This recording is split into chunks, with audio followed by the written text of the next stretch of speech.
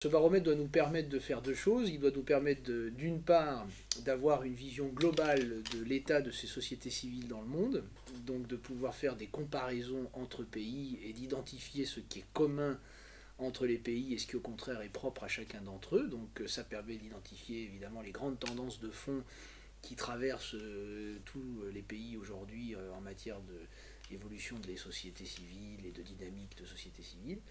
Puis d'un autre côté, évidemment, le fait que ce baromètre soit publié chaque année va nous permettre de faire pour un seul et même pays des comparaisons d'une année sur l'autre pour voir dans quelle mesure les sociétés civiles évoluent, se transforment et sur quel ou tel point d'appui elles peuvent compter pour que leurs évolutions soient vertueuses, etc.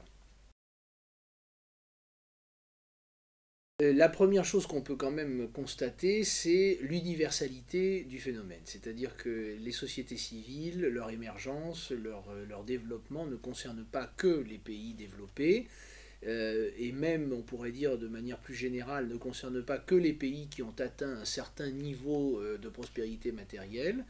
Elles existent dans tous les pays, y compris les pays qui sont dans les situations de pauvreté les plus grandes, ou même les pays qui sont en guerre, en conflit, etc. Donc premier constat, il y a partout de la société civile, c'est-à-dire en gros de la société qui s'organise de manière spontanée sur le principe de la libre association pour répondre à des besoins, pour faire valoir des droits, pour structurer le champ social et d'une certaine manière organiser le champ politique aussi. Hein. Donc ça s'observe absolument partout.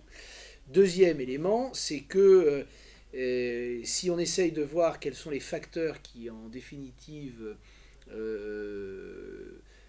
permettent d'expliquer le dynamisme plus ou moins important de telle ou telle société civile, on s'aperçoit que le facteur déterminant, c'est la culture politique du pays.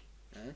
Alors évidemment, ça s'observe déjà du point de vue de l'état des libertés civiles et politiques, liberté de la presse, liberté d'association. Il est évident que plus, disons, le système juridique, le système politique autorise la liberté d'expression et le pluralisme, plus évidemment ces sociétés civiles sont actives. Mais on peut même aller plus loin et dire que cet état du système politique est lui-même tributaire d'une histoire sociale et que en réalité la véritable source de vitalité de ces sociétés civiles, il faut la chercher dans cette histoire sociale. Les pays qui ont d'une certaine manière traversé des périodes de mobilisation collective pour accéder aux indépendances, pour faire valoir des droits, et où ces mobilisations n'ont été possibles que par le biais de la construction progressive de mouvements sociaux, de mouvements citoyens, bien entendu, ceux-là ont un héritage d'autant plus fort de leur société civile, et on le voit ça évidemment aujourd'hui. Donc ça, on peut évidemment le dire par exemple de pays comme l'Argentine ou le Brésil qui se sont historiquement structurés dans la lutte contre les dictatures militaires et qui sont aujourd'hui des pays très fortement, disons, dynamiques du point de vue de leur société civile. Troisième élément, c'est que aujourd'hui, les sociétés civiles ne sont plus seulement des phénomènes nationaux, leur impact, le champ d'action de leurs acteurs ne se limite plus aux frontières nationales, c'est devenu un phénomène géostratégique. D'ailleurs, ce sera le titre de notre conférence de ce soir. Dans quelle mesure ces sociétés civiles sont-elles devenues des acteurs géostratégiques? Bien, ça, on peut le toucher du doigt. Par exemple, quand on songe à la période que nous traversons actuellement dans les pays du Maghreb et du Machrek, les révolutions arabes, on voit bien que ces révolutions ont été déclenchées par des phénomènes plus ou moins organisés, mais dont la source venait de la société elle-même. Ils n'étaient pas pilotés par des appareils ni de parti ni de pouvoir en général, et ces sociétés ce mouvement social s'est plus ou moins structuré au fil du temps, et il a pris des proportions qui sont régionales, qui ne sont plus simplement cantonnées aux frontières des États, mais qui ont en quelque sorte déterminé une nouvelle séquence historique pour toute cette région. Donc c'est devenu un phénomène macro-régional qui a eu des conséquences géopolitiques à l'échelle planétaire. On peut dire la même chose de ce qui s'est passé depuis 10 ans en Amérique latine, la structuration progressive d'un arc de gouvernement, disons, de gauche en Amérique latine, elle est elle-même la conséquence de plus de 10 ans de mobilisation des sociétés civiles latino-américaines qui ont commencé dans les années 90 avec les campagnes latino-américaines contre l'ALCA, les accords de libre-échange américains. Et ça a, disons, déterminé un nouveau paysage politique de mobilisation sociale qui, progressivement, a permis à des gouvernements issus de ces mobilisations d'arriver au pouvoir. Donc là aussi, vous voyez une dynamique macro-régionale qui a des conséquences géopolitiques majeures. Voilà. Ce qui est très intéressant, c'est que si on observe la tête de classement, vous avez, on a établi deux classements. On a établi un classement sans pondération, et puis on a établi un autre classement où on essaye de pondérer les résultats en fonction justement du degré de liberté qui prévaut dans le pays, et puis de l'état de développement matériel du pays. Donc cette pondération, elle fonctionne comment? Elle fonctionne de la manière suivante. Plus évidemment une société civile doit faire face à un environnement hostile en quelque sorte, avec des contraintes qui pèsent sur la liberté d'association ou d'expression, avec un environnement qui, du point de vue des moyens matériels, est défavorable, plus évidemment ses mérites à résultat égal sont importants. Bon. Donc la pondération corrige un petit peu les résultats bruts, si vous voulez. N'empêche qu'il s'agisse du résultat pondéré ou du résultat non pondéré, vous avez une prépondérance des pays africains.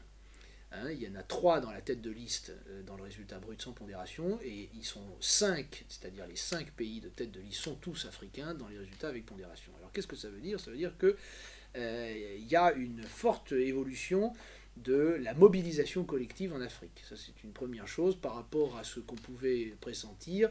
L'Afrique a énormément bougé depuis 10 ans et se sont développées